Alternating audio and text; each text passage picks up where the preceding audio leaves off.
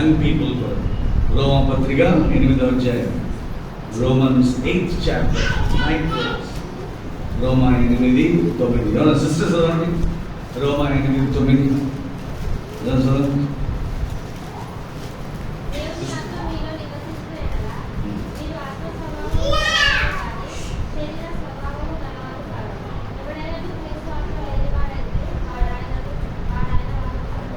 ఎవడైనాను క్రీస్తు ఆత్మ లేని వాడైతే వాడు క్రీస్తు వాడు కాదు. సో ఫస్ట్ నీ జీవితంలో యేసు ప్రభువును నీ హృదయంలో స్వీకరించాలి. అది ఫస్ట్, అది ఇంపార్టెంట్, ఆప్షనల్ కాదు. యంగ్ పీపుల్గా మనం ఆప్షనల్స్ ఎన్నో చూస్తుంటాం. మన ఎగ్జామినేషన్స్ ఇష్టం ఉంటే అటెండ్ చేస్తాము, లేకపోతే విడిచిపెట్టేస్తాము. అలాగా రక్షణ నిశ్చయం, ఖచ్చితంగా. నీవు మారుమనసు పొందకుండా, యేసు ప్రభువును హృదయంలో స్వీకరించకుండా, యేసు ప్రభువును అంగీకరించకుండా ఉంటే నీవు క్రిస్టియన్ కాదు. నీ పేరు ఓబేద్ అయి ఉండొచ్చు, నీ పేరు జాషువా అయి ఉండొచ్చు, నీ పేరు వాల్టర్ అయి ఉండొచ్చు, లేకపోతే ఇంకేదైనా పేరు వేస్తే అయి ఉండొచ్చు. కానీ లోకము నీ పేరు ఏ పేరమ్మా, నీ పేరైనా కానీ అంటే వేస్తే మీరు క్రిస్టియన్సా? అవునండి. సో లోకం అట్లా భావిస్తారు, కానీ దేవుడు అట్లా భావించాడు. దేవుడు ఎలా భావిస్తాడు? ఎవడైనాను క్రీస్తు ఆత్మ లేని వాడైతే వాడు ఆయన వాడు. అంటే నువ్వు క్రీస్తు ఆత్మ నీ హృదయంలో కలిగి ఉంటేనే నువ్వు దేవుని వాడవు, నువ్వు Christian. If the spirit of God is not living in you, then you are not a Christian. Okay, ever you may be. So మేము మా తాతలు, మా ముత్తాతలు, మేమందరం కూడా ఎప్పుడులో క్రైస్తవులను నడవదు. దేవునికి మన్మలు లేరంటారు. దేవునికి మన్మలు ఉన్నారా? దేవునికి మన్మలు లేరు. దేవునికి అందరు కుమారులే. బైబిల్లో మన్మలు చదువుతాం. బైబిల్లో మనం చదవం, ఎక్కడ చదవం? దేవునికి కుమారులు అని చదవబడతారు. అంటే నీవు యేసు ప్రభువునందు విశ్వాసం వచ్చి నీ పాపంలో ఒప్పుకొని యేసు రక్తంలో కడగబడితే అప్పుడు నువ్వు దేవుని కుమారుడు. లేకపోతే నువ్వు దేవుని కుమారుడు కాదు. చూడండి, బైబిల్లో క్లియర్గా ఉంది. యోహాను సువార్త 1వ అధ్యాయం చూడండి. యోహాను సువార్త 1వ అధ్యాయం చాలా ఇంపార్టెంట్ వచ్చింది. యోహాను సువార్త 1వ అధ్యాయం, యోహాను సువార్త 1వ అధ్యాయం, యోహాను సువార్త 1వ అధ్యాయము 13వ వచనం.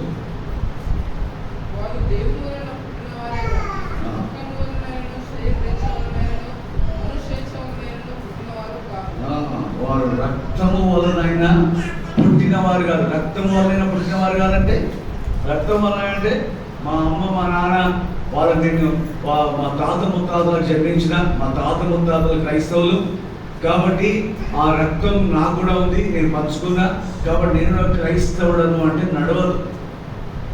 వారు రక్తం వలన జన్మించిన వారు కాదు. నెక్స్ట్, శరీరేచ్ఛల వలన జన్మించిన వారు కాదు. శరీరేచ్ఛల వలన అంటే మా అమ్మ మా నాయన వారు క్రైస్తవులు, పెళ్లి చేసుకున్నారు కాబట్టి వారు పెళ్లి చేసుకొని భార్య భర్తలు అయినందుకు నేను వాళ్ళకి జన్మించిన కాబట్టి వాళ్ళ క్రైస్తవులు, నేను క్రైస్తవుడు అని అంటే దేవుడు ఒప్పుకోడు. అర్థమైందా? చాలా మంది ఏమంటారంటే మా అమ్మ క్రిస్టియన్, ఆమె సండే స్కూల్ టీచర్, మా నాయన ప్రీచర్, మా నాయన దేవుని సేవకుడు కాబట్టి నేను కూడా క్రిస్టియన్ అయితే కాదట్లా కాదు. నీవు వ్యక్తిగతంగా మనసు మార్చుకొని పాపం ఒప్పుకొని పశ్చాత్తాపడి యేసు ప్రభువును హృదయంలో స్వీకరించాలి. అప్పుడే. మూడోది చూడండి, మనుష్యేచ్ఛల వలనైనా, మనుష్యేచ్ఛల వలనైనా కాదు. మనుష్యేచ్ఛల వలన అంటే పైసలు ఇచ్చి పెళ్లి చేస్తారు, పెళ్లి చేసి క్రైస్తవులుగా మారుస్తారు, పైసలు ఇచ్చి క్రైస్తవులుగా మారుస్తారు. బిల్డింగ్ మీకు ఇల్లు కట్టిస్తాం, మీరు క్రిస్టియన్ అయిపోతారు, పెళ్లి చేస్తారు, క్రిస్టియన్ అయిపోతారు. అస్సలుగా దేవుడు ఎప్పటి గొప్పవాడు. అర్థమైందా? మనం అందుకే హెబ్రోన్లో వర్షిప్ మనకు ఏం నేర్పించిందంటే దేవుని దాసుడు సువార్త ప్రకటించాల, మేలు చేయాల. కానీ వాళ్ళకి డబ్బిచ్చి, వాళ్ళకి పెళ్లిళ్ళు చేసి, వాళ్ళకి ఉద్యోగాలు ఇచ్చి మత మార్పిడి చేయాలని వర్షిప్ ఎక్కడ నేర్పలేదు. అది చేయకూడదు. అట్లా చేస్తే వాడు మనలో కూడా మార్పే ఉండదు, మారు మనసే పొందాడు, సంఘంలోకి వస్తాడు, సంఘంలోకి వచ్చిన తర్వాత రేపు ఎదురైతాడు, సంఘాన్ని నాశనం చేస్తాడు. ఎందుకంటే రక్షణ అనుభవమే లేదు, మారు మనసు అనుభవమే లేదు, పశ్చాత్తాపం అనుభవమే లేదు. వచ్చేసాడు, లోపలికి వచ్చాడు, ఎదురైపోయాడు, కొన్ని సంవత్సరాల తర్వాత పెద్ద అయిపోయాడు, పెద్ద అయిన తర్వాత అధికారి అయిపోయాడు, అధికారి అయిపోయిన తర్వాత ఇష్టానుసారంగా చేస్తాడు. ఎందుకంటే మారు మనసు లేదు, లక్ష్యం లేదు. అర్థమైందా? కాబట్టి రక్షణ అది దేవుని ద్వారా కలుగుతుంది. చూడండి 12వ వచనం, ఇప్పుడు 12వ వచనం యేసు ప్రభువుని ఎంత అంగీకరించడం వారందరికీ, అనగా తన నామమునందు విశ్వాసం ఉంచిన వారికి దేవుని పిల్లలవుటకు ఎవరైతే సువార్త విని వారి పాప జీవితానికి వచ్చి పశ్చాత్తాపడి నిజంగా ఎందుకు ఇన్ని అబద్ధాలు ఆడుతున్నాను, ఎందుకు ఇట్లా చేస్తున్నాను, నేను ఎందుకు నా జీవితాన్ని నాశనం చేస్తున్నా, ఎందుకు మా నాయనను సదాయిస్తున్నా, ఎందుకు మా అమ్మను సదాయిస్తున్నా, ఎందుకు సినిమాలు చూస్తున్నా, ఎందుకు నా జీవితాన్ని నాశనం చేసుకుంటున్నా, చదువుకోలేకపోతున్నా, ఏంటి ఏది ప్రభావ నన్ను క్షమించు, నిజంగా నేను పాపిని ప్రభావ, నన్ను కడుగు ప్రభావ, నీ రక్తంలో కడుగు ప్రభావ, నువ్వు ఒక్కడమే నన్ను మార్చగలవు, నువ్వు రక్షకుడవు ప్రభావ, నా లోనికి రా, నన్ను క్షమించు, నా జీవితాన్ని మార్చు. అట్లా అడిగే గడియ వస్తుంది. నా జీవితంలో 74 నవంబర్ 19 సువార్త విని ఒప్పుకున్న ప్రభావ, నన్ను కడుగు, నన్ను క్షమించు, లేకపోతే పుస్తకాలు వద్దు చచ్చిపోతుంది, లేకపోతే నేను చాలా దుర్మార్గం, అప్పుడే సబర్లు కప్తులు ఇప్పుడు పొడిచిపడి మొత్తం కట్ అయిపోతుంది, నీరు వరకు కట్ అయిపోతుంది, నీళ్ళు బయటపడిపోతుంది. అంత భయంకర మనుషులు తిరిగి కానీ ప్రభువును రక్షించింది, నా జీవితం మార్చింది, నా హృదయం మార్చింది. యేసు ప్రభువును నా హృదయంలో అంగీకరించాను, ప్రభువు నన్ను అంగీకరించి జీవితం మార్చండి. కాబట్టి 13వ వచనం ఫస్ట్ భాగం చదువుతారు. 13వ వచనం, వారు దేవుని వలన పుట్టినవారు. అర్థమైందా? యేసు ప్రభువును పాపం గురించి దుఃఖపడి పశ్చాత్తాపడి యేసు ప్రభువును రక్షకుడిగా హృదయంలో స్వీకరిస్తే వారు ఎవరి ద్వారా పుట్టిండ్రు? దేవుని వలన పుట్టినవారు. అర్థమైందా? వారు దేవుని అంటే పరిశుద్ధాత్మ ద్వారా జన్మించారు. అర్థమైందా? ఎవరైతే పాపం గురించి పశ్చాత్తాపడి వారి జీవితాన్ని అసహించుకొని ప్రభా నా హృదయం మార్చు, నా మనసు మార్చు, నా జీవితాన్ని మార్చు అని ఎవరైతే యేసు ప్రభు దగ్గరికి రక్షకుల దగ్గరికి వస్తారో ఆ రక్షకుడు వారిని తన రక్తంలో అడుగుతాడు, వారి హృదయం మారుస్తాడు, వారి జీవితం మారుతుంది.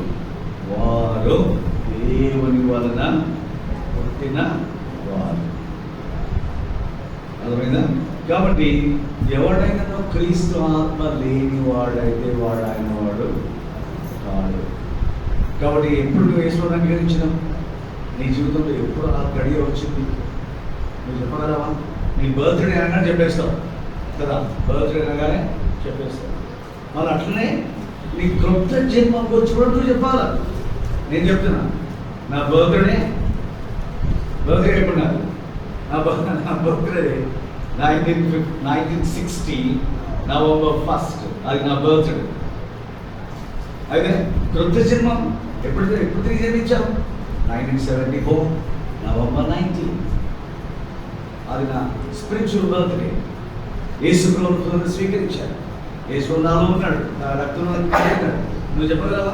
అలా నేను అడిగితే నువ్వు చెప్పగలవా? ధైర్యంగా స్టేజ్ మీద చెప్పగలవా? అవును, నేను యేసు ప్రభువును నా పాపం గురించి పశ్చాత్తపడినా, ప్రభు నా హృదయంలో చేర్చుకున్నా, నేను రక్షణ పొందినా, నాకు నిశ్చయంగా తెలుసు నా ప్రభు నాలో ఉన్నాడు, నా పేరు జీవ గ్రంథంలో అక్కడ పరలోకంలో ఉంది అని చెప్పగలవా? అలా చెప్పగలిగి ఉన్నాను. సరే, ఇప్పుడు సెకండ్ క్వశ్చన్ ఏంటంటే యేసు ప్రభువును మన హృదయంలో స్వీకరిస్తాను. 74 నవంబర్ 19వ తారీఖు నేను స్వీకరించిన, కానీ నాలో ఉండు అనేది తెలుసు. యంగ్ పీపుల్కి పెద్ద ప్రశ్న, నేను ప్రభువుని అంగీకరించిన కరెక్ట్, నేను పశ్చాత్తాపడిన, నేను యేసుని అంగీకరించిన, నేను చెప్పిన ప్రార్థన చేసిన ప్రభు నాలో కదా, కానీ నాకు ఎట్లా తెలుసు యేసు నాలో ఉండు అని? ఎట్లా తెలుసు? చూడండి, రోమా 8 16 రోమా 8:16 మనము దేవుని పిల్లలమని ఆత్మ తానే మన ఆత్మతో కూడా సాక్ష్యం ఇచ్చుచున్నాడు. ఇది రెండవ స్టెప్.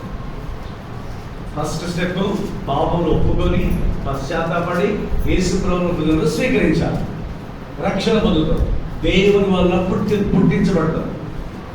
రెండవది, నీకు ఎట్లా తెలుసు యేసు నీలో ఉన్నాడని? నీకు ఎట్లా తెలుసు అంటే నీలో ఉన్న పరిశుద్ధాత్మ, అంటే నీలో ఉన్న క్రీస్తు ఆత్మ నీకు సాక్ష్యం ఇస్తా ఉంటాడు. ఎప్పుడు సాక్ష్యం ఇస్తాడు? ముఖ్యంగా ఎప్పుడు సాక్ష్యం ఇస్తాడంటే చెడ్డ పనులు చేసేటప్పుడు నీకు చెప్తాడు, వద్దు చేయవద్దు, నువ్వు నా బిడ్డ, పోవద్దు అక్కడికి, వాళ్ళతో కలవద్దు, నువ్వు నా బిడ్డ, వచ్చేసి పవిత్రంగా ఉండదు, నువ్వు నా బిడ్డ. ఆ సాక్ష్యం నిలబడి ఉంటుంది.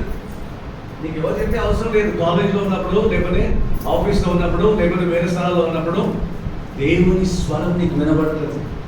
దేవుని ఆత్మ నీకు బోధిస్తాడు. ఏమని చెప్తాడంటే, నువ్వు నా బిడ్డ, వాళ్ళతో కలవద్దు, ఆ సినిమా పోవద్దు, ఆ సీరియల్ చూడొద్దు, లేకపోతే ఆ పుస్తకం చూడొద్దు, నువ్వు వాళ్ళతో కలిసి తిరగొద్దు. నేను రక్షణ పొందిన తర్వాత, రక్షణ పొందక మనకు రాత్రి 2 గంటలు 3 గంటల వరకు ఈ గుండాలతో దిగుతుండేవాడిని. రక్షణ పొందిన నెక్స్ట్ డే నా లైఫ్ మారింది. ఇంక నేను వాళ్ళతో పోను. వాళ్ళు నన్ను ఎంత శోధించిందంటే, అరే రావా, మాతో కలవా, నేను మాతో ఉండవా, రావా, నేను ఎప్పుడో బైబిల్ పట్టుకొని కూడికకి వెళ్ళినప్పుడు ఎలా చౌరసా నిలబడి నన్ను ఎంతో శోధించేవారు, ఎంతో పిలిచేవారు. నేను ప్రార్థన చేసిన ప్రభావ వాళ్ళ పోకుండా సహాయం నన్ను కాపాడుతాడు. సో దేవుని ఆత్మ మనలో ఉండి మనం తప్పు చేస్తుంటే, లేకపోతే మనం తప్పుదారి వెళ్తుంటే మనం చెప్తాడు, పోవద్దు, నువ్వు నా బిడ్డవు, నేను రక్షించిన నిన్ను, క్షమించిన నిన్ను, నువ్వు నా బిడ్డవు. పరిశుద్ధాత్మ సాక్ష్యం నీ లోపల ఉంటుంది. ఆత్మ తానే మన ఆత్మతో కూడా సాక్ష్యం ఇస్తున్నాడు, మనం దేవుని పిల్లలమని. అర్థమైందా? సో ఈ రెండవ స్టెప్ చాలా ఇంపార్టెంట్. ఇప్పుడు మూడవ స్టెప్, యంగ్ పీపుల్కి మూడవ స్టెప్ ఏంటంటే, ప్రభు వస్తే నేను సిద్ధంగా ఉంటాను. నాకు చెప్తాను వస్తున్నాయి, కొన్నిసార్లు కోపం వస్తుంది, కొన్నిసార్లు ఆవేశం వస్తుంది, కొన్నిసార్లు మమ్మీ సదాయిస్తారు, కొన్నిసార్లు డాడీ సదాయిస్తారు, కొన్నిసార్లు కాలేజీలో చాలా ఇరిటేట్ చేస్తుంటారు, నేను కొన్నిసార్లు ఇరిటేట్ అయిపోతుంటారు, కొన్నిసార్లు కోపం వచ్చేసరికి తెల్లబడుతుంటాను. తెల్లబడుతున్నాయి దేవుడు దగ్గర మనల్ని ప్రభు రాక సిద్ధంగా ఉండగలనా? అది పెద్ద ప్రశ్న.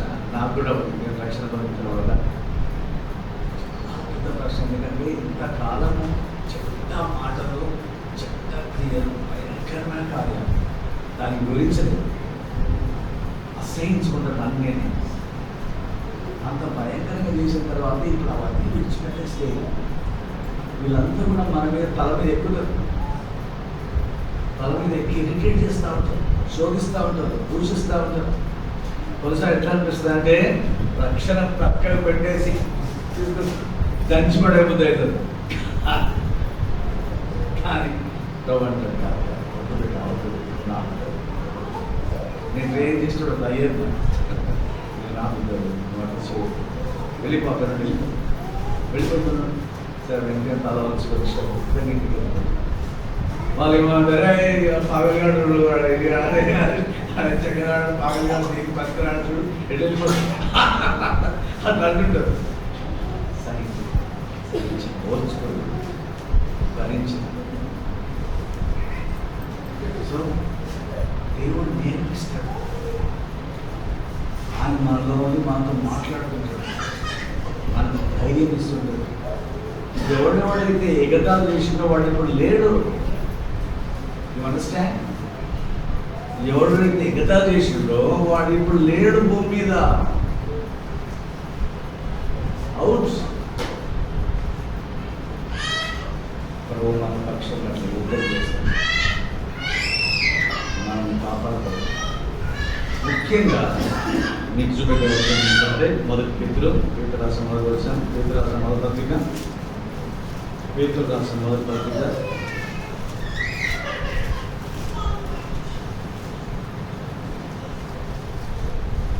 మొదటి అధ్యాయము, first Peter first chapter, second verse. First Peter first chapter second verse.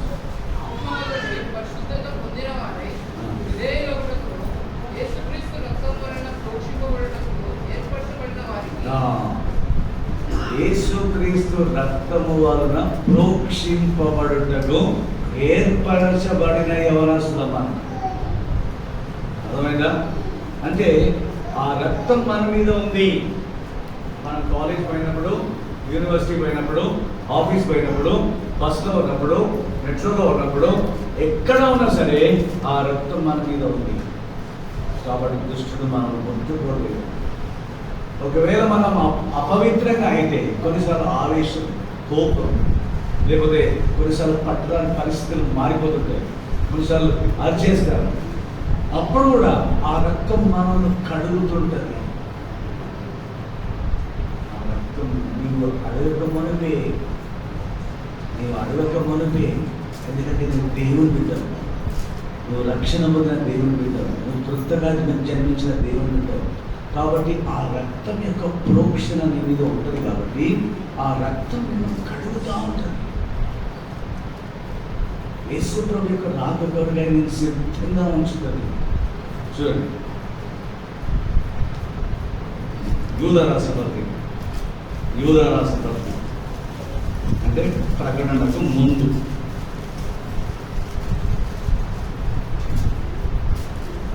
ప్రకటనకు ముందు మొదటి వచ్చిన యూదా రాసిన పత్రిక 1వ వచనం. యేసుక్రీస్తు దాసులను యాకోబు సహోదరుడైన యూదా తండ్రి అయిన దేవుని యందు ప్రేమింపబడి యేసుక్రీస్తునందు భద్రము చేయబడి నీవెవరో ఒకట, నువ్వు యేసు ప్రభునందు భద్రం చేయబడిన మనం చాలాసార్లు అనుకుంటున్నట్లు డిస్కరేజ్ అయిపోతున్నాం, కొన్నిసార్లు అధైర్యపడుతుంటాం, కొన్నిసార్లు డిసప్పాయింట్ అవుతాం, కొన్నిసార్లు డిస్కరేజ్ అవుతాం. అస్సలు యేసుక్రీస్తునందు భద్రం చేయబడిన ప్రజలు మనం. ఆ భద్రత మనకుంది. ఆయన చేతులు మన కింద ఉన్నాయి. ఆయన చేతులతో నిన్ను ఎత్తుకున్నాడు. ఎక్కడ ఉంది బైబిల్? ద్వితీయోపదేశకాండం 32 వచ్చాయి. ద్వితీయోపదేశకాండము 32. ద్వితీయోపదేశకాండము 32.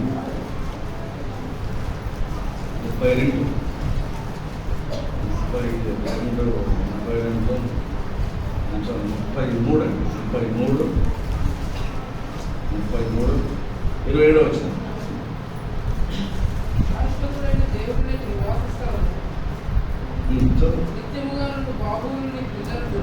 నిత్యముగా ఉండు బాహువులు ఎక్కడుంటాయి? నేను ఎత్తుకుంటాడు ఆయన. అర్థమైందా? నేను ఎత్తుకుంటాడు ఆయన. నువ్వు ఎప్పుడైతే అధైర్యపడవద్దు. ఇంకా చూడు ఎట్లా ఉందంటే, ఈ వచనం ఎట్లా ఉందంటే, ఎక్కడ స్టార్ట్ అయిపోయిందంటే చూడండి, ఎక్కడ స్టార్ట్ అయిపోయింది? 26లో చదువు. 26 యెషూరును అంటే నా ముద్దు బిడ్డ. ఇంగ్లీష్లో జస్రన్. యెషూరును అంటే నా ముద్దు బిడ్డ. బిడ్డను, నా బిడ్డను నా రక్తంలో కడిగిన, నా ఆత్మచేత నేను తిరిగి జన్మించినావు. యెషూరును అంటే నా ముద్దు బిడ్డ. బిడ్డ, మీ మమ్మీ మర్చిపోవచ్చు, నీ డాడీ మర్చిపోవచ్చు, నీ తల్లి నిన్ను మర్చిపోతుంది, నీ తండ్రి మర్చిపోతాడు, నేను నిన్ను మర్చిపో. యెషూరును అంటే నా ముద్దు బిడ్డ. శిలువలో నీ కొరకే అంత శ్రమ భరించిన, నీ కొరకు వాళ్ళు ఉమ్మి వేసినారు, నా వెంట్రులు పెరిగేశారు, నా రక్తం కారిపోయి భరించిన, సహించిన. ఎందుకొరకంటే నీ కొరకు, ఎందుకంటే నువ్వు నా ముద్దు బిడ్డ. బిడ్డ, నీ కొరకు భరించిన ఆ శ్రమ నేను నిన్ను మర్చిపోలేను. అర్థమైందా? యెషూరును దేవుని పోలినవాడు లేడు. ఆయన ప్రేమ ఎంత అద్భుతమైన ప్రేమ. తర్వాత ఆయన నీకు సహాయం చేయటకు ఆకాశవాహనుడై వచ్చును, మహోన్నతుడై మేఘవాహనుడగును, శాశ్వతుడైన దేవుడు నీకు నివాస స్థలం, నిత్యంగా ఉండే బాహువులు నీ కింద ఉంటాయి. సో మనం ప్రభు యొక్క రాకడకు సిద్ధంగా ఉంటామా? ఉంటాము. ఈ వచనాలను బట్టి అర్థమైందా? ఉంటాం. ఇంకా ఖచ్చితమైనది చూడండి, 1 యోహాను 1:7. 1 యోహాను 1:7. టైం అయిపోతుంది, నేను చేస్తాను. మొదటి యోహాను 1:7. మొదటి యోహాను 1:7. అయితే ఆయన వెలుగులోనున్న ప్రకారము మనము వెలుగులో నడిచిన యెడల మనము అన్యోన్య సహవాసం గలవారము ఎందుకు అప్పుడు ఆయన కుమారుడైన యేసు రక్తము ప్రతి పాపము నుండి మనల్ని పవిత్రులుగా చేయును. ఆయన వెలుగులో ఉన్న ప్రకారం మనము వెలుగులో నడుస్తూ ఉంటాం, రక్షణ పొందాం కాబట్టి. మా లోపల వెలుగు ఉంది, దేవుని వెలుగు. యేసు అంటాడు, మీరు లోకానికి వెలుగు, మీరు లోకములకు ఉప్పు అంటాడు. కాబట్టి ఎవరైనా దొంగలెక్కలు రాస్తుంటే వెంటనే మనకు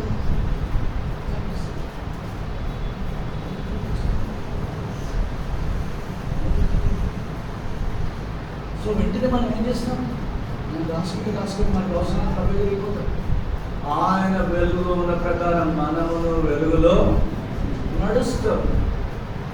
పాపం చేస్తుంటే, ఎవరైనా అన్యాయం చేస్తుంటే, అక్రమం చేస్తుంటే చెప్తాం, అది చేయొద్దని. వాడు వినకపోతే ఆ చీకటిని వదిలిపట్టి వెలుగులో ప్రకటన చేస్తాం. మనం వెలుగులో నడుస్తూ ఉంటే, దయచేసి వినండి, చాలా important, people listen very careful. వెలుగులో ఉంటే ఏమైతుందంటే, లైట్లో ఉంటే ఏమైతుంది? చిన్న నల్లని మచ్చ వెంటనే కనిపిస్తుంది. మనం లైట్లోకి రాగానే వెంటనే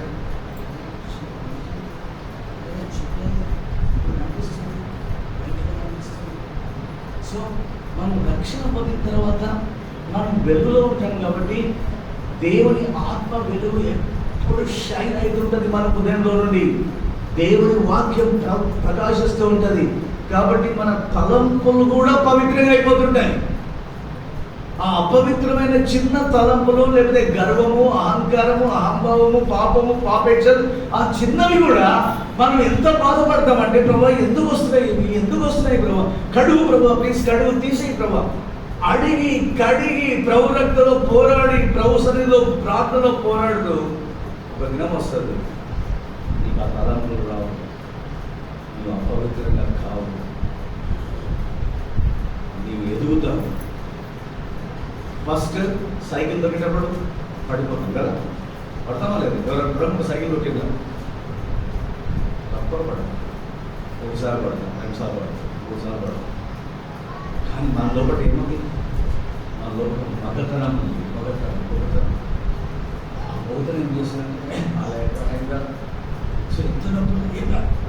సో మళ్ళీ ఎక్కుతాడు పాస్ తర్వాత వదిలిన ఎంత స్టెబిలిటీలో వస్తామంటే కట్లు కొట్టుకుంటూ పోతుంటాడు. నేను చికెన్ పైన కట్లు కొడుతుంది ఇట్లా చికెన్. నేను చాలా పోకరండి. సో సైకిల్ వేసుకున్న తర్వాత ఇంకా బండి కొనుక్కున్న తర్వాత దంచు ఇంకా ఎట్లా అట్లా, అరే నా వెళ్తున్నాడు అలా పడిపోతాం అలా. ఎందుకంటే స్టెబిలిటీ వచ్చేసింది కదా, ఇప్పుడు స్థిమితత్వం వచ్చేసింది, స్టెబిలిటీ వచ్చేసింది కాబట్టి పడిపోతామని భయం ఉండదు. అంచుకొని కట్లు కూడా వెళ్ళిపోతూ ఉంటారు. అరే దేగునే షేర్ హే కోన్ హే. సో ప్రభువునందు ప్రార్థనలో ఆయన రక్తంలో కడగబడి ఆయన వెలుగులో నడుస్తూ ఉంటే ఆ కనబడే మచ్చలు, అపవిత్రత, మురికి, తలంపులు, గర్వము, అహంకారము, పాపం అది కనబడుతుంటది. యేసు రక్తం ఆటోమేటిక్గా అడిగేస్తా. అందుకే చూడండి వచ్చిన దూరంలో సార్ 7వ వచనం. అయితే ఆయన వెలుగులో ఉన్న ప్రకారము మనము వెలుగులో నడిచిన యెడల మనము అన్యోన్య సహవాసం గలవారమై ఉన్నాము. అన్యోన్య సహవాసం గలవారు అంటే దేవునితో వెలుగులో నడుస్తుంటాం కాబట్టి ఆయనతో వెలుగులో నడుస్తుంటే మన చిన్న అపవిత్ర తలంపులు, చిన్న పాపములు అవి కూడా కనబడుతుంటాయి. అవి కనబడగానే ఆటోమేటిక్గా నెక్స్ట్ 7వ వచనం. అప్పుడు ఆయన కుమారుడైన యేసు ప్రతి పాపము నుండి మనల్ని పవిత్రులుగా అప్పుడు ఆయన కుమారుడు యేసు రక్తం ప్రతి పాపం నుండి మనం కడిగేస్తా ఉంటాడు. It is automatic cleansing. నువ్వు అడిగే అవసరం లేదు.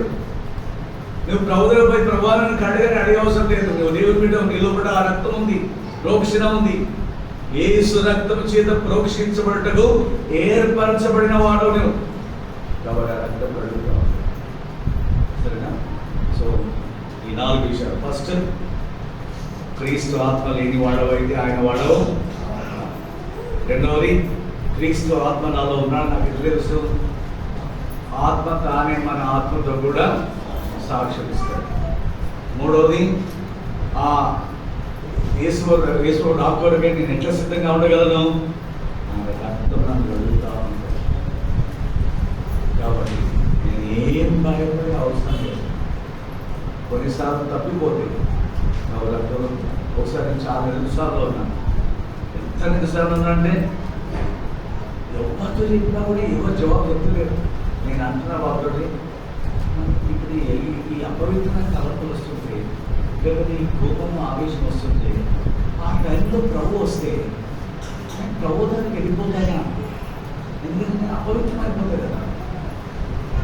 ఆ టైంలో కూడా అదే టైంలో నేను తప్పు చేసిన, ఆ టైంలో ప్రభు చేశాడు, మరి నేను రెడీగా వెళ్ళిపోతాను. ఎవరు జవాబు చెప్తారు? ఒకసారి మీటింగ్కి వచ్చిన, చాలా నిరుత్సాహంలో 3 మీటింగ్లోకి వచ్చిన, వాటిలో నిన్న ఏం అర్థం కాదు. ఎందుకంటే అది లోపల పనిచేస్తూ ఉంది, ఏమవుతా ఉంది. అప్పుడు లాస్ట్ మీటింగ్ అయిపోయింది, ప్రార్థన అయిపోయింది, భగత్ సింగ్ ఆశీర్వాదం ఇస్తున్నాడు. ఏం ఆశీర్వాదిస్తున్నాడు అంటే, now unto him who is able to keep you from falling, able to present you faultless to the only wise God of Savior. ఒక్క దెబ్బకు ప్రకాశం, వెలుగు ప్రకాశించింది. తొట్టిల్లకుండా మిమ్మల్ని కాపాడటకు, తన మహిమతో నిర్దోషంగా నిలబెట్టకు శక్తి గల మన రక్షకుడు. ఓహో, నా రక్షకుడు ఎంత శక్తి గల దేవుడు అంటే, నేను తొట్టిల్లకుండా కాపాడటకు, నేను పడిపోకుండా కాపాడటకు నన్ను సమర్థుడు ఆయన కాపాడతాడు. తర్వాత తండ్రి నిర్దోషంగా నిలబెడతాడు. తండ్రి ఈ బిడ్డ అంజయ్ నగర్ నేను రక్షించిన, బలహీనుడని చాలా బాధపడ్డాడు. అడిగిన చూడటానికి దూతలు ఆశ్చర్యపడ్డాడు, తండ్రి ఆశ్చర్యపడ్డాడు. ఎందుకంటే యేసు రక్తంలో ఆ శక్తి ఉంది, యేసు ప్రభు నామంలో ఆ శక్తి ఉంది. కాబట్టి అధైర్యపడద్దు. సామాన్యంగా సైతం ఏం చేశానంటే, చేసినావు కదా, యథార్థంగా చేసినావు కదా. మనం ధైర్యం ముందు చాలా యథార్థంగా అయిపోతాం. బాగు చేసినాం, ఎట్లా చేసినాము, మన పూర్తి చేసినాం. सोमवार कालेज होकर ऐसे भी शुरू करना है। हाँ शुरू कर दिया, हाँ कर भी दिया, बोल भी दिया नारे। अब क्या अरे यारे बोर्ड वाला आओ भाई बराबर చేస్తా చేస్తా भाई చెప్పుకోపోయి మంచి చేస్తా అట్లా సైతాన్ అట్లా రేప్ చేస్తున్నా, అంత రేప్ అంత మా తొలుస్తుంది. దానికి చెప్పాలి, నేను చేసిన దానికి గౌరవంలో ఒప్పుకున్నా, నేను కడగబడి రిపీట్ చేయాలి. చలో outs you devil you have no place. తప్పు చేసిన, నేను గౌరవంలో కడగబడిన, ఒప్పుకున్నా, నా ప్రభుత్వం క్షమించు, నేను మళ్ళీ రిపీట్ చేయాలి. సరేనా? ప్రార్థన చేసుకుంటాం. ఇంకేమైనా అనుమానాలు ఉంటే అడగవచ్చు, ఇంకేమైనా అనుమానాలు ఉంటే అడగవచ్చు. ప్రార్థన చేసుకుంటాం. దేవుడు దాసుడు గారు వచ్చి ప్రార్థన.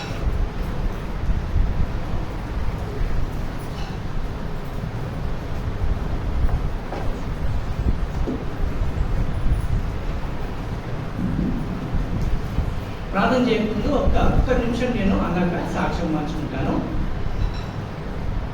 నేను మెథడిస్ట్ బాయ్స్ హై స్కూల్లో హ్యాబిట్స్లో రాజమండ్రి బోర్డర్ పక్కకు ఉంటుంది, ఆ స్కూల్లో నేను చదువుకున్నాను అనమాట.